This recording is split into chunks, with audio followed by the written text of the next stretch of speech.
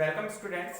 Previous lecture में हमने बात कर ली थी 1D वेव की और इसमें बात करेंगे अपन 3D वेव यानी कि त्रिविमीय तरंग की। ठीक है, 3D वेव लिख दो। देखो वो जो हमारी समीकरण आ रही थी वो कितनी आ रही थी, डेल टू साई अपॉन में del x square equal to 1 upon में v square del two psi by del T square. इसमें ध्यान रखना कि वेलोसिटी कौन सी जगह पर आएगी, ऊपर आएगी या नीचे आएगी, उसको हम विमीय सूत्र से जांच कर सकते हैं। कैसे, यहाँ पर आ रहा है नीचे विमा आ रही है x यानी कि डिस्टेंस का स्क्वायर, तो इधर भी डिस्टेंस का स्क्वायर बनना चाहिए यानी कि 4 गुना समय का स्क्वायर हो रहा है, मतलब 4 गुना समय कितना हो जाएगा, दूरी, यानी कि डिस्टेंस का ही यहाँ पर स्क्वायर हो रहा है। अगर आप ऐसे लिखते तो विमीय सूत्र से इसकी जो जांच करते तो इधर तो डिस्टेंस का स्क्वायर बन रहा है लेकिन इधर नहीं बन रहा है, यहाँ पर 4 बटे समय है तो यहाँ डिस्टेंस नहीं बन पाएगा, इसलिए 1 अपॉन बी स्क्वायर। इस तरह से आप चेक कर सकते हो कि बी स्क्वायर ऊपर आएगा या फिर नीचे आएगा, जिससे कि आप गलती करने से बच सकते हो। ठीक है, इसके बाद 3D वेव के बारे में देखते हैं। 3D वेव का मतलब क्या है, वहां पर हम तरंग की जो समीकरण है वो इस तरह से लिख रहे थे, psi equal to a sine omega t minus k x, यानी कि एक्स दिशा में संचरित हो रही है तो के एक्स, वाई में हो रही थी तो के वाई, जेड में हो रही थी तो के जेड। लेकिन त्रिविमीय के लिए क्या होगा, वो तीनों दिशाओं में गति करेगी, इसलिए यहाँ पर तीनों के लिए अपन क्या यूज कर लेंगे, आर वेक्टर। तो के वेक्टर डॉट आर वेक्टर, यहाँ संचरण नियतांक है के और आर वेक्टर है एक्स आई कैप प्लस वाई जे कैप प्लस जेड के कैप। अगर हम इसको कॉस के फॉर्म में लिखें तो कॉस के फॉर्म में ये हो जाएगा। ठीक है, या तो ये होगी तरंग की समीकरण या फिर ये होगी। तो अगर हम पहले के लिए अगर बात करें समीकरण एक से अगर हम बात करें तो यहाँ पर जो ओमेगा टी है, omega t minus k vector dot are vector, इसका मान कैसा होगा, कांस्टेंट होगा। यहाँ पर ए उस तरंग का आयाम होगा। ठीक है, अगर हम इसका अवकलन करें तो minus k vector dot d r vector equal to 0 हो जाएगा इस तरह से। और यहाँ से यदि हम D r vector upon D T निकालें तो वो कितना जाएगा हमारे पास, ओमेगा बाई के। कितना जाएगा, ओमेगा बाई के। तो यहाँ पर इस चीज को देखो, ये भी दूरी बटे समय है, मतलब इसको अपन कितना लिख सकते हैं, वेलोसिटी v लिख सकते हैं। ठीक है, वेलोसिटी v लिख सकते हैं, क्योंकि जो k वेक्टर है संचरण नियतांक, उसको अपन ऐसे लिख सकते हैं घटकों के रूप में, kx plus k by J cap plus k Z. ठीक है, इस फॉर्म में लिख सकते हैं। इसी तरह से जो r वेक्टर है उसको अपन लिख सकते हैं xi cap plus y j cap plus z k cap. ठीक है, अगर इन दोनों का अगर हम मल्टीप्लिकेशन करें यानी कि डॉट प्रोडक्ट करें तो वो कितना हो जाएगा, kxx plus k by y plus k z z. ठीक है, ये हो जाएगा i का i के साथ, j का j के साथ, k का k के साथ और अदर के साथ 0 हो जाएगा। तो k vector dot r vector ये आ गया। तब समीकरण 1 से अगर हम रखें, समीकरण 1 से तो ये कितना हो जाएगा हमारे पास, psi a sine omega t minus k, इसकी वैल्यू अगर हम रखते हैं ये तो कितना जाएगा, ये के एक्स एक्स के by by minus k Z Z, ये आ जाएगा हमारे पास। इसको डाल दिया हमने समीकरण नंबर 3। अब इसका हमें टाइम के रेस्पेक्ट में डबल डेरिवेटिव करना है और पोजीशन के रेस्पेक्ट में यानी कि एक्स के रेस्पेक्ट में, वाई के रेस्पेक्ट में और जेड के रेस्पेक्ट में, तीनों के रेस्पेक्ट में भी हमें यहाँ पर डेरिवेटिव करना है। तो देखो del psi upon del t निकालते हैं तो वो कितना आएगा, a साइन का हो जाएगा cos omega t minus k x x minus के by by minus k Z Z, इतना हो जाएगा। साथ में कितना आएगा, यहाँ पर टाइम के रेस्पेक्ट में कर रहे हैं तो t का जो गुणांक है यानी कि ओमेगा, उसका मल्टीप्लाई हो जाएगा। इसी तरह से अगर हम del two psi by del T square निकालें यहाँ से तो वो कितना आएगा हमारे पास, देखो अगर इसको करते हैं हम, ओमेगा a cos का कितना हो जाएगा, माइनस के sign omega t minus k x x minus के by by minus k Z Z और ओमेगा आएगा, उस ओमेगा का स्क्वायर हो जाएगा। ठीक है, इतना आ गया यहाँ पर माइनस के ओमेगा स्क्वायर। और इस पूरी क्वांटिटी को हम कितना लिख सकते हैं, ए साइन ओमेगा टी माइनस ये जो पूरी है उसको अपन ने लिख दिया साई। तो del two psi by del T square का मान इतना आ गया, इक्वेशन नंबर इसको डाल दिया हमने 4। ठीक है, मतलब टाइम के रेस्पेक्ट में हमने डबल डेरिवेटिव निकाल दिया। अगर हम निकालते हैं यहां से del psi by del x, तो del psi by del x निकालो समीकरण 3 से तो वो कितना हो जाएगा, a cos omega t minus k x x minus k Y Y minus k Z Z, इस तरह से हो जाएगा। और x के रेस्पेक्ट में अगर हम कर रहे हैं तो x का जो गुणांक है माइनस के एक्स वो आ जाएगा यहाँ पर, तो del psi upon del x हमारे पास ये आ गया। इसी तरह से यदि हम del two psi by del x square निकालें, del two psi by del x square, तो ये कितना आ जाएगा देखो माइनस के एक्स ए कॉस का हो जाएगा माइनस के साइन, ठीक है, omega t minus k x x minus k Y Y minus k Z z, ठीक है। अब इसमें अंदर का और करना है x का माइनस के तो माइनस के करेंगे तो माइनस के एक्स का स्क्वायर हो जाएगा डबल डेरिवेटिव में, और इसको माइनस के एक्स का स्क्वायर, और इस पूरी क्वांटिटी को फिर से हमने कितना लिख दिया, साई लिख दिया, तो del two psi by del x square हमारे पास कितना आ गया, इक्वेशन नंबर इसको डाल देंगे अपन 5, तो समय के रेस्पेक्ट में आ गया, फर्स्ट x के रेस्पेक्ट में आ गया। अब सिमिलरली लिख देंगे, बार बार नहीं करना है, सिमिलरली तो del two psi by del y square, del two psi by del z square, ये कितने आ जाएंगे हमारे पास, minus k y square psi और minus k z square psi, इतना आ जाएगा। इक्वेशन डाल दिया इसको 6, इसको डाल दिया 7, ठीक है। यदि यहाँ पर की वेक्टर इतना है तो यहां से अपन के मॉड ऑफ के निकाल सकते हैं क्या, मॉड ऑफ के कितना आएगा, के एक्स स्क्वायर प्लस के वाई स्क्वायर प्लस के जेड स्क्वायर, इसका मापांक निकाल सकते हैं परिमाण, तो के स्क्वायर इक्वल टू हम लिख सकते हैं के एक्स स्क्वायर प्लस के वाई स्क्वायर प्लस में के जेड स्क्वायर, ठीक है, इतना लिख सकते हैं अपन, इसका यूज होगा इसलिए निकलवाया है ये। पहले यहां तक पूरा लिख दो इसको, लेकिन इसमें लैंग्वेज लिखना, पहले लैंग्वेज लिखो इसमें, माना कोई तरंग यदि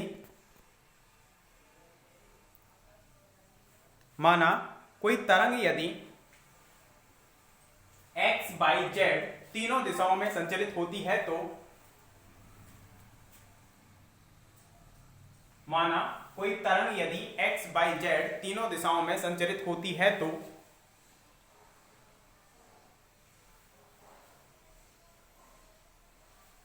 तरंग त्रिविमीय तरंग कहलाती है,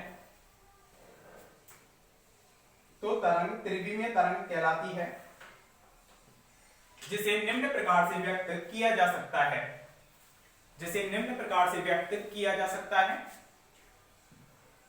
पूरा उतारो इसको इक्वेशन नंबर 7 तक।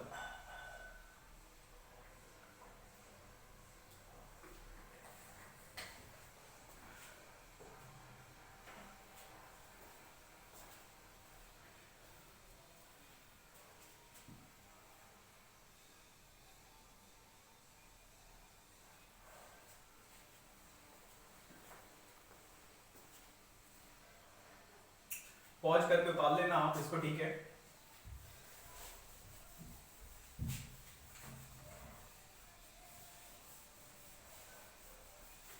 देखो समीकरण 5, 6 व 7 इन तीनों का यदि हम ऐड करते हैं, यानी कि ये लिखते हैं समीकरण 5, 6 व 7 से, तो कितना होगा ये, del two psi by del x square plus del two psi by del y square plus del two psi by del z square, इसको अपन लिख सकते हैं कितना, minus k x square minus के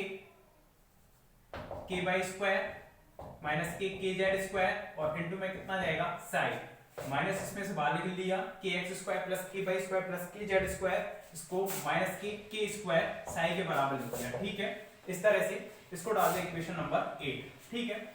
समीकरण अगर हम 4 भाग करें, समीकरण 4 में भाग दें किसका, 8 का, तो ये कितना हो जाएगा, del two psi by del T square में भाग दे दिया हमने, del two psi by del x square plus del two psi by del y square plus del two psi by del z square, तो यहाँ पर ये कितना हो जाएगा, minus k omega square psi minus k square psi, इतना हो जाएगा, ठीक है।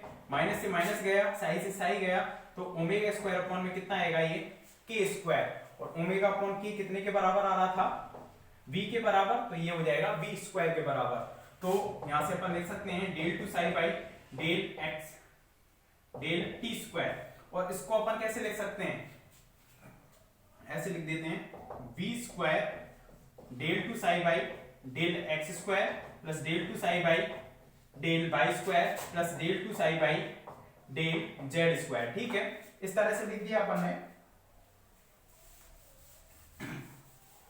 तो यहां से कितना हो जाएगा, ये del two psi by del T square equal to v square, और इसको अपन ने पूरा लिख दिया कितना, डेल स्क्वायर साई। लिख सकते हैं या नहीं लिख सकते, लिख सकते हैं, क्योंकि डेल स्क्वायर है वो del two upon del x square plus del two upon del y square plus del two upon del z square, इसको बोलते हैं क्या, लाप्लासियन संकारक। इलेक्ट्रोमैग्नेटिज्म में बताया था, लाप्लासियन संकारक। ठीक है, लाप्लासियन ऑपरेटर है ये डेल स्क्वायर। तो इसका हमने यूज करते हुए उसको 3D में लिख दिया, क्योंकि इसमें तीनों कंपोनेंट्स होते हैं। अगर इसमें केवल x दिशा में ही गति हो रही है तो एक ही आ जाएगा, x और y द्विविमीय तरंग है तो दोनों आ जाएंगे, और त्रिविमीय है तो तीनों इसमें आएंगे। तो समीकरण नंबर इस पर डाल देना लास्ट में 9। इसको कंप्लीट करो यहां तक।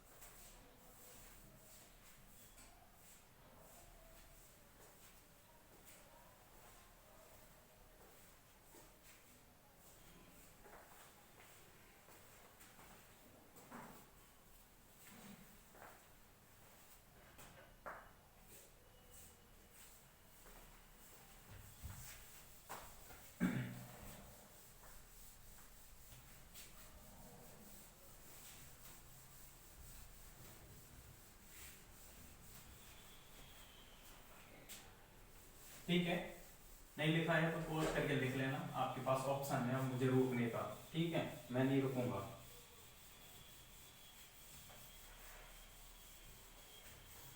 इसके बाद नेक्स्ट टॉपिक है 1D वेव हो गई, 3D वेव हो गई। इसके बाद है कि अगर एक तनी हुई डोरी है, तनी हुई डोरी,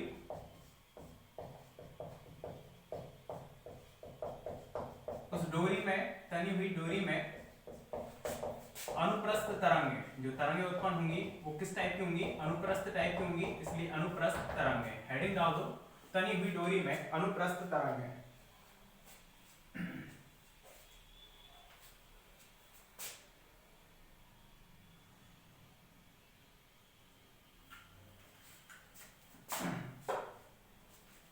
और देखो इसमें पहले समझ लिया करो, फिर आराम से लिख लिया करो उसको पॉज करके।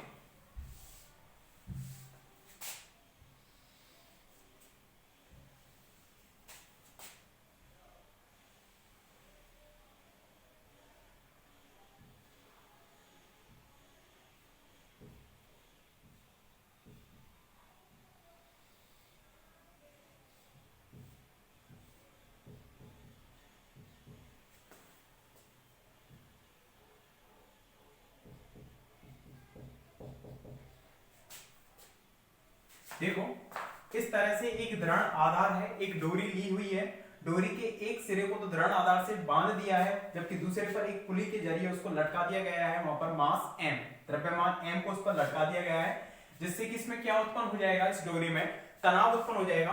वो डोरी किसी की भी हो सकती है, धागे की बनी हुई हो सकती है, या किसी एल्यूमिनियम, लोहे, तार, किसी की भी हो सकती है। ठीक है, इस तरह से इसमें तनाव उत्पन्न हो गया।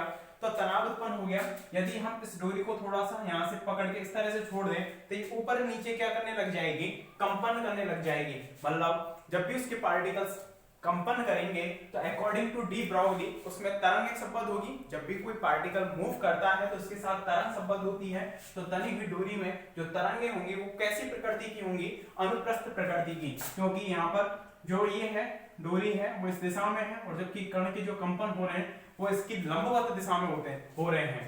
तो इस पूरी डोरी की जो लंबाई है वो हमने मान ली कितनी है, n, स्मॉल n। डोरी की लंबाई कितनी है यहाँ पर स्मॉल l, ठीक है, ये माना है यहाँ पर। और साथ ही साथ माना है कि इसकी एकांक लंबाई का जो द्रव्यमान है, एकांक लंबाई का द्रव्यमान, जैसे पूरी l लंबाई है तो इसका एक अल्पांश होगा एकांक लंबाई, उसका द्रव्यमान माना है, एकांक लंबाई का द्रव्यमान वो मान लिया स्मॉल m, क्योंकि कैपिटल M हमने उस पर द्रव्यमान को लटका दिया है।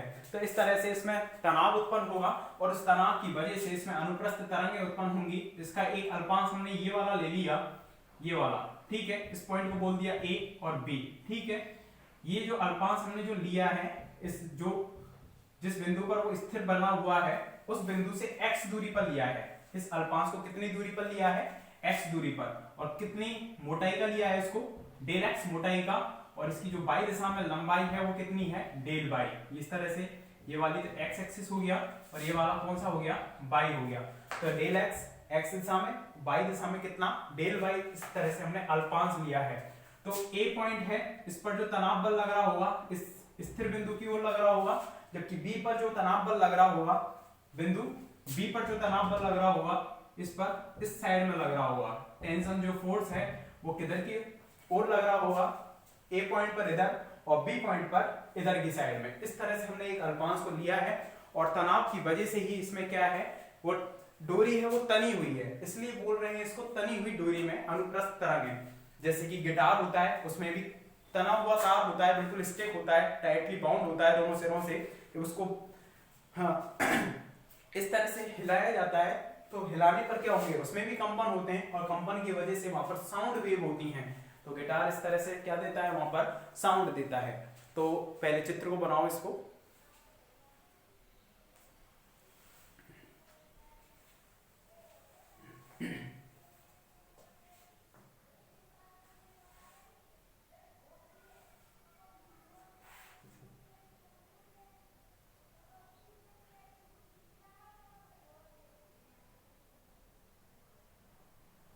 और इसमें सभी जगह जो घनत्व है, डेंसिटी है, जिसकी भी बनी हुई है, ये लोहे की या तांबे की किसी भी प्रकार का तार हो सकता है ये, और जब बना हुआ है इसमें समान प्रकार से अणु की जो डेंसिटी है समान रूप से है हर जगह पर, ठीक है, डेंसिटी समान है हर जगह।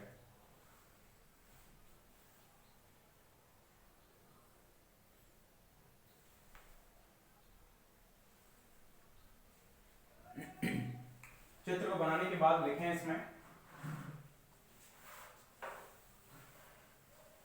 माना एक आदर्श डोरी जिसका संपूर्ण घनत्व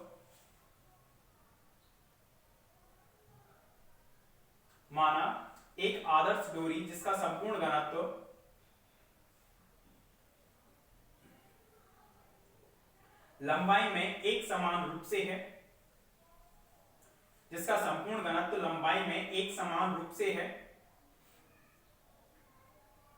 डोरी के एक सिरे को दीवार से बांधकर, डोरी के एक सिरे को दीवार से बांधकर दूसरे सिरे पर गिरने की सहायता से, दूसरे सिरे पर गिरने की सहायता से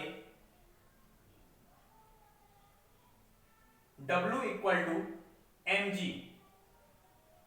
m द्रव्यमान है तो भार कितना हो जाएगा, W equal to mg, capital M into g, गुरुत्वीय त्वरण स्मॉल g, भार लटकाया जाता है, जिससे कि डोरी तनित अवस्था में आ जाती है, जिससे कि डोरी तनित अवस्था में आ जाती है,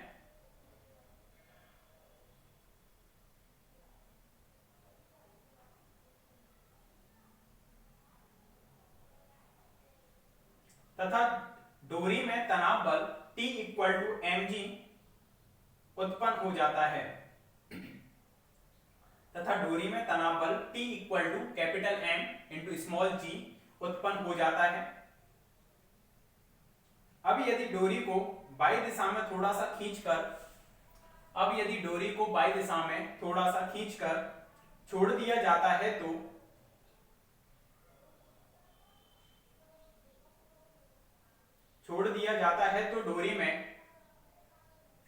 डोरी में अनुप्रस्थ कंपन होने लगते हैं, तो डोरी में अनुप्रस्थ कंपन होने लगते हैं।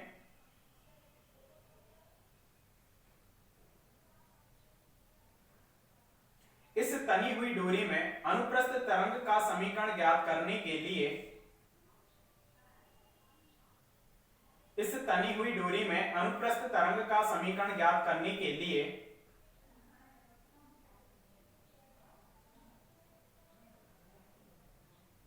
स्थिर बिंदु O से स्मॉल x दूरी पर स्थिर बिंदु O से स्मॉल x दूरी पर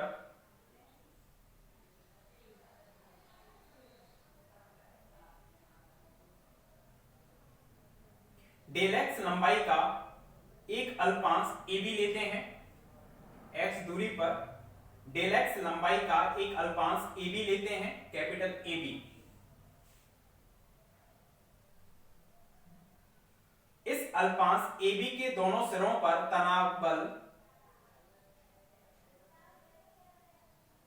इस अल्पांश AB के दोनों सिरों पर समान तनाव बल कैपिटल T एक दूसरे के विपरीत दिशा में कार्य करता है। समान तनाव बल कैपिटल T एक दूसरे की विपरीत दिशा में कार्य करता है।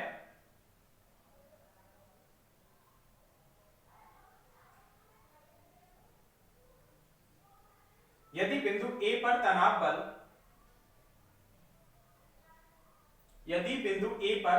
बल क्षैतिज से थीटा कोण बनाता है,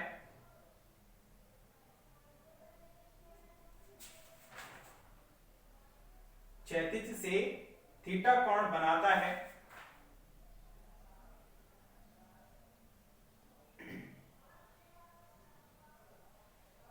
तब एवं B पर थीटा प्लस डेल थीटा कोण बनाता है। A पर थीटा एवं बिंदु B पर थीटा प्लस डेल थीटा, इस तरह से बनाना, डेल को डेल थीटा कोण बनाता है। तब दोनों बिंदुओं पर घटकों को निम्न प्रकार से व्यक्त किया जा सकता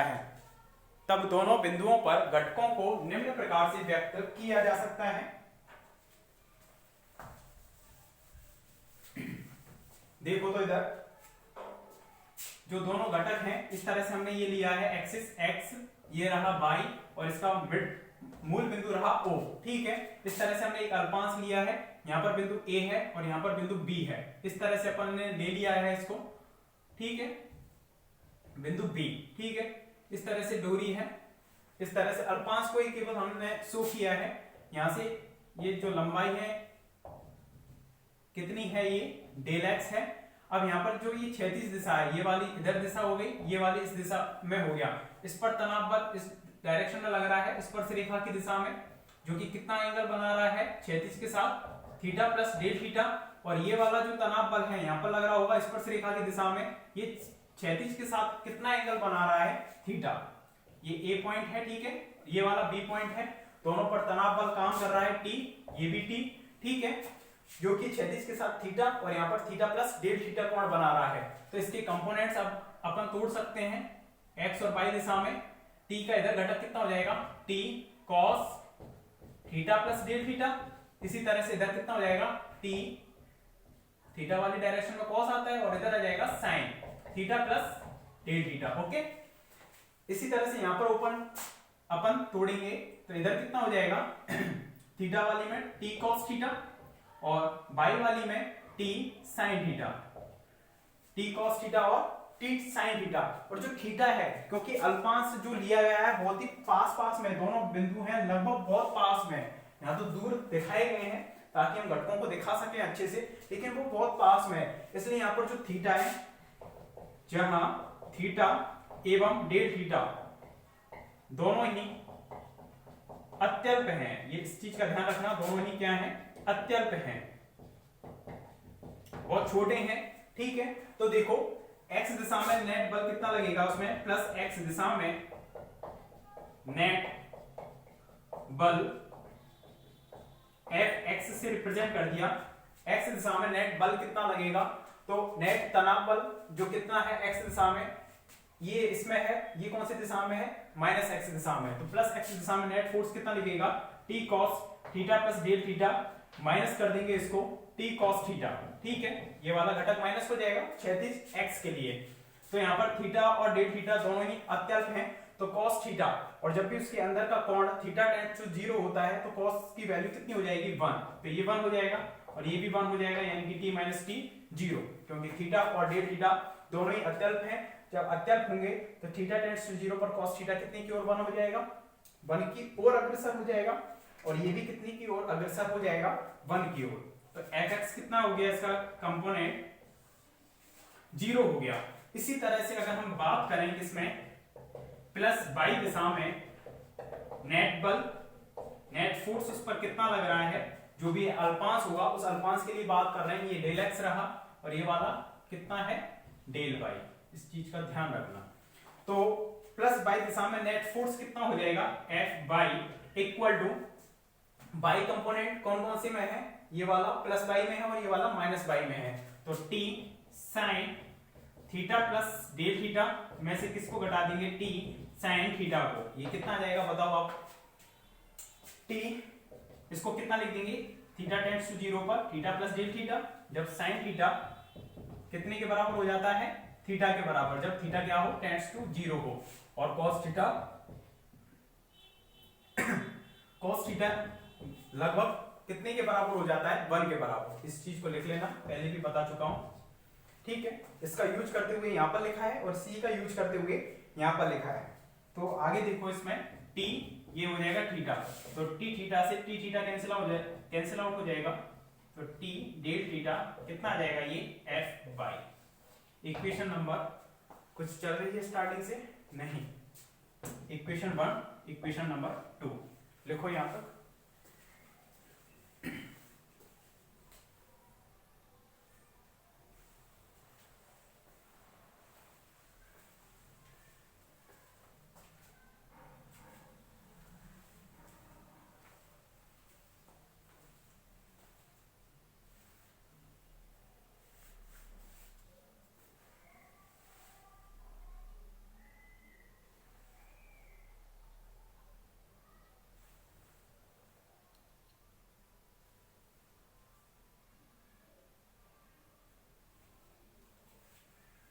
तो नेट फोर्स x दिशा में निकाल लिया, y दिशा में निकाल दिया, अतः कुल बल को किस तरह से निकालोगे, F equal to f x का स्क्वायर प्लस एफ वाई के स्क्वायर का रूट कर देते हैं, ये 0 हो जाएगा, ये कितना आ जाएगा t डेल थीटा इसका स्क्वायर का रूट, तो F इक्वल टू कितना आ जाएगा हमारे पास t del theta, equation number 3।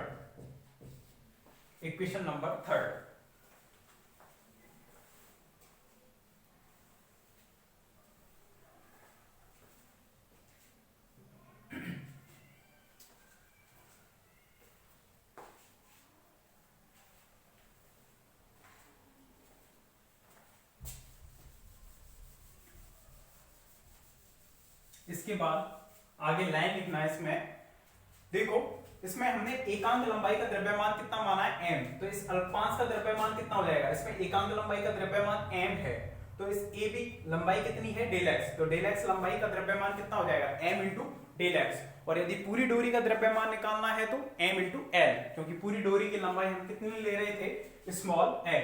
तो इसके आगे लिखना चूंकि डोरी की एकांक लंबाई का द्रव्यमान माना स्मॉल m है, माना डोरी की एकांक लंबाई का द्रव्यमान स्मॉल m है, तब डेल x लंबाई का द्रव्यमान m इंटू डेल एक्स होगा,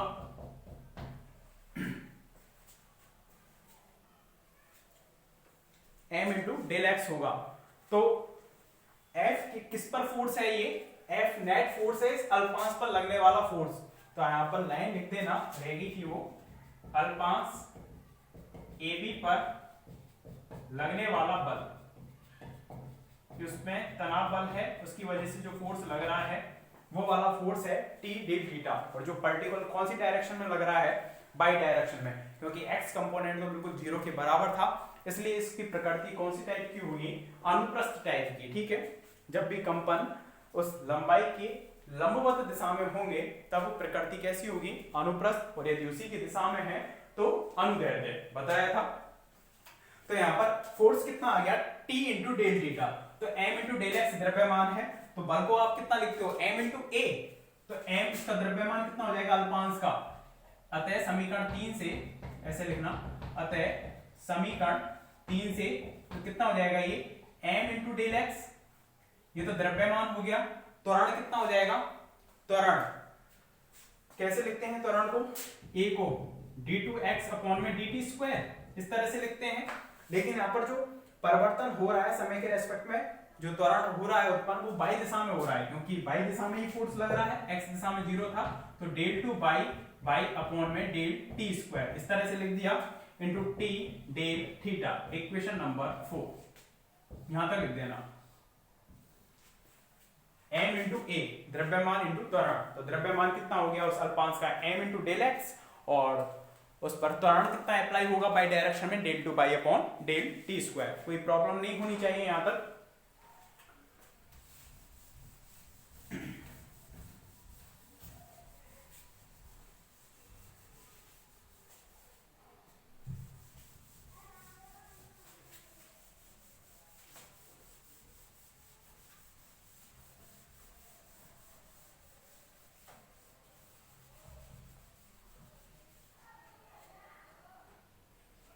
ठीक है, m into del x del two by upon del T square equal to t del theta.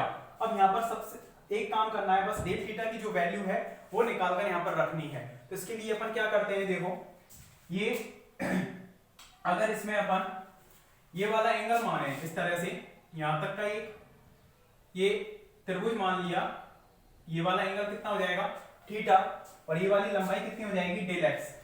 तो चित्र से अपन लिख सकते हैं, चित्र से टेन थीटा जो प्रवणता होगी वो कितनी होगी, del by upon del x, प्रवणता कितनी हो जाएगी लंब बटे आधा, तो डेल बाई अपॉन में डेल एक्स, इस तरह से ये अल्पांश काम करेगा। इसमें डेल बाई ये पूरा अल्पांश, डेल बाई यहां तक था केवल ये ना, इस चीज का ध्यान रखना है, इसमें गलत हो गया ये, डेल बाई जो है यहां तक है, बाई दिशा में उसका जो प्रतिस्थापन है दोनों बिंदुओं का वो कितना है डेल बाई, ये पूरा नहीं है, सही कर लेना इसको। तो डेल एक्स ये है और डेल बाई ये है, तो टेन थीटा इक्वल टू कितना हो जाएगा डेल बाई अपॉन में डेल एक्स। जब डेल एक्स टेंड्स टू 0 है, मतलब ये बिंदु दोनों जो लिए हैं ए और बी बहुत पास पास में लिए हैं, तब टेन थीटा, या ऐसे लिख सकते हैं कि डेल बाई अपॉन में del x, limit del x tends to 0 पर, इसको अपन कैसे लिख सकते हैं del by upon del x, आंशिक अवकलन के फॉर्म में लिख सकते हैं। पढ़ा होगा आपने मैथमेटिक्स में कि अवकलन है उसकी फॉर्म में लिखा जा सकता है, अगर नीचे वाली क्वांटिटी क्या कर रही है टेंड्स टू 0 है, बहुत पास में है, तो टेन थीटा इक्वल टू कितना आ जाएगा डेल बाई अपॉन में डेल एक्स, इस तरह से। ठीक है, इसका यदि हम x के रेस्पेक्ट में पुनः आंशिक अवकलन करें, x के सापेक्ष आंशिक अवकलन करने पर, आंशिक अवकलन करने पर कैसे करोगे, देखो x के सापेक्ष टेन थीटा का करेंगे तो टेन थीटा का अवकलन minus k sec square theta, tan square theta का टेन थीटा का minus k sec square theta, और यहां पर कितना हो जाएगा del theta by del x, del theta by del x, क्योंकि x के रेस्पेक्ट में कर रहा है, इस चीज का ध्यान रखना। और यहां पर x के रेस्पेक्ट में करोगे तो del two by by del x square, double derivative हो जाएगा।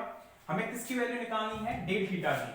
अब आपके दिमाग में ये आ रहा होगा हमने इसको ऐसे क्यों नहीं लिखा, del theta by del x लिख सकते हो, कोई प्रॉब्लम नहीं है, लेकिन हमें मेनली डेल थीटा को इस फॉर्म में निकालना था, इसलिए इस रूप में लिखकर चल रहे हैं। ठीक है, कोई फर्क नहीं पड़ेगा उसका, del theta by del x. तो यहां से डेल थीटा इक्वल टू कितना आ जाएगा, इधर ले गए इसको, del theta equal to minus k 1 upon sec square theta, ठीक है, minus k sec square theta, और डेल टू बाई अपॉन में डेल एक्स स्क्वायर, ये आ जाएगा, और कितना आ जाएगा डेल एक्स आ जाएगा। लिख दो इसको, इक्वेशन नंबर डाल देना जो भी नेक्स्ट चल रही है इस पर, 5।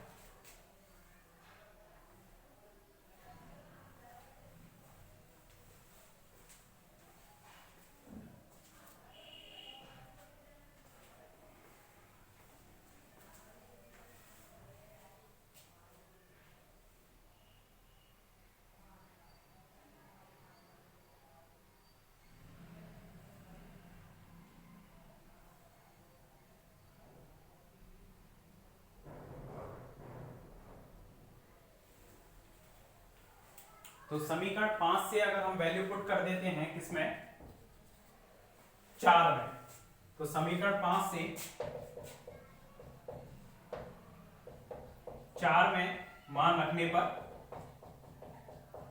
कितना आ जाएगा हमारे पास, m इंटू डेल एक्स, ठीक है, del two by del T square equal to T हो जाएगा। डेल थीटा की वैल्यू डाल देंगे यहां पर, माइनस के कॉस स्क्वायर थीटा लिख सकते हैं इसको, ठीक है, माइनस के cos square theta, del two by del x square और डेल एक्स, इस तरह से लिख सकते हैं।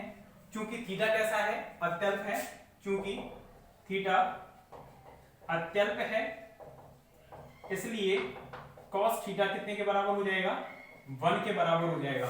यहां पर कितना जाएगा, डेल एक्स से तो डेल एक्स कैंसिल आउट हो जाएगा, और m del two by del T square equal to कितना जाएगा, माइनस के टी, और ये कितना जाएगा,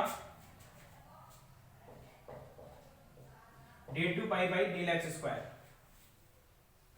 टेन स्क्वायर केवल पॉजिटिव ही तो रहता है, प्लस में ही तो आएगा, ये माइनस क्यों आएगा इसमें, टेन थीटा का सेक स्क्वायर थीटा, पॉजिटिव भी चलेगा, सॉरी ये पॉजिटिव कर लेना इसको, यहां तक लिखो इसको,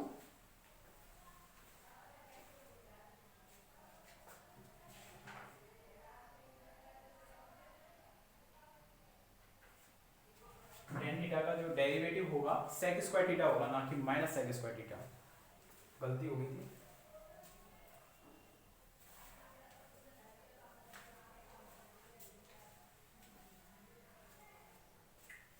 तो यहां से कितना हो जाएगा ये, del two by del T square equal to T by M del two by del x square.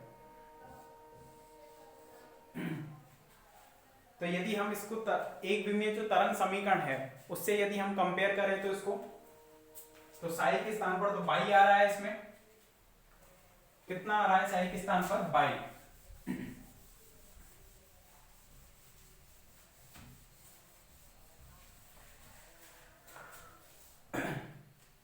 देखो इसमें आगे, चूंकि 1D वेव कितनी होती है, 1D wave del two psi by del x square equal to यहां पर v square del two psi by del T square. इससे अगर हम तुलना करें 1D वेव से, तुलना करने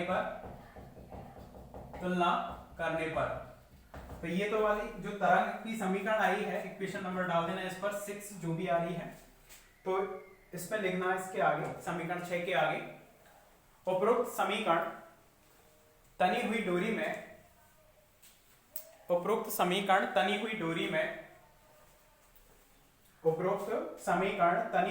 में अनुप्रस्थ तरंग की समीकरण को व्यक्त करती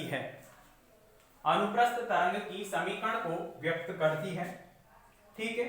अगर हम 1D वेव से इसका कंपेयर करें तब v स्क्वायर इक्वल टू कितना आएगा, यहाँ पर सेम इससे कंपेयर करेंगे तो v square equal to T by M, यानी कि v इक्वल टू आ जाएगा टी बाई एम, यानी कि अनुप्रस्थ तरंगों का जो वेग होगा वो समीकरण किसके द्वारा दिया जाएगा, 7 के द्वारा। तो लिखना इसमें आगे,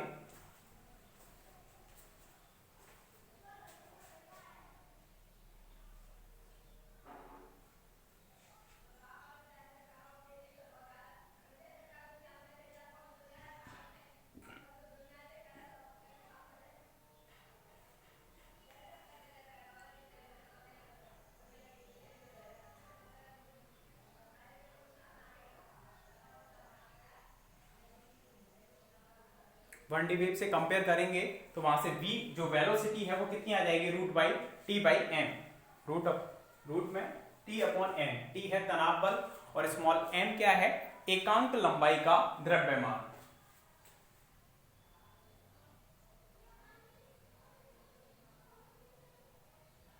समीकरण 7 के बाद लिखना, उपरोक्त समीकरण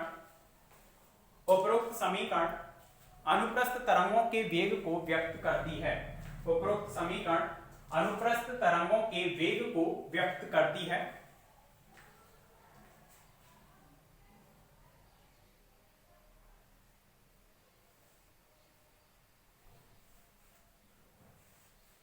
उपरोक्त समीकरण अनुप्रस्थ तरंगों के वेग को व्यक्त करती है। ठीक है, इतना आ जाएगा। अब देखो, चूंकि t इक्वल टू कितना था, m इंटू जी, उस पर द्रव्यमान m लटका रहे थे तो m इंटू जी, एवं रो इक्वल टू कितना हो जाएगा, रो जो घनत्व था, एवं घनत्व रो बराबर कितना होता है, द्रव्यमान बटे आयतन, द्रव्यमान बटे आयतन। किसका द्रव्यमान, डोरी का द्रव्यमान और डोरी का ही आयतन। तो डोरी बेलनाकार होगी इस तरह से, जैसे कि आपने कोई भी तार लिया है लोहे का या धागे का, तो उसकी लंबाई है वो बेलनाकार शेप में होगी। तो द्रव्यमान कितना हो जाएगा, एकांक लंबाई का द्रव्यमान m है, उसकी लंबाई हम l मान रहे थे, तो m इंटू l, पूरी लंबाई l लंबाई का द्रव्यमान हो जाएगा, m इंटू l। आयतन कितना होगा, एक सिलेंडर का आयतन कितना होता है, pi r square h, pi r square, r square उसका अनुप्रस्थ काट क्षेत्रफल की त्रिज्या हो जाएगी। ये जो है इसकी त्रिज्या, रेडियस कितनी है, पाई आर स्क्वायर, और h मतलब उसकी लंबाई, लंबाई कितनी हो गई l। तो रो इक्वल टू ये आ जाएगा, तो rho equal to m by pi r square इतना ले सकते हैं। तो m की वैल्यू कितनी आ जाएगी, पाई आर स्क्वायर इंटू में रो। तो रो की टर्म में भी हम इस फॉर्म को निकाल सकते हैं। तब समीकरण 7 से जो v इक्वल टू हमारे पास आया है तनाव अपॉन में द्रव्यमान, तो t की वैल्यू कितनी है, कैपिटल mg, और अपॉन में m का मान कितना आ जाएगा, पाई आर स्क्वायर इंटू में रो। ये v वेलोसिटी है। ये फॉर्मूला आपको याद नहीं रखना है, मेनली यही याद रखना है आपको, वेलोसिटी रूट में t बाई m। करें कंप्लीट इसको पूरा यहां तक। t की वैल्यू mg के बराबर और m का निकालना है, तो एकांक लंबाई का द्रव्यमान है, उसका यूज करते हुए हमने किसका निकाला है, रो की टर्म में उसको निकाला है। रो है डोरी का घनत्व।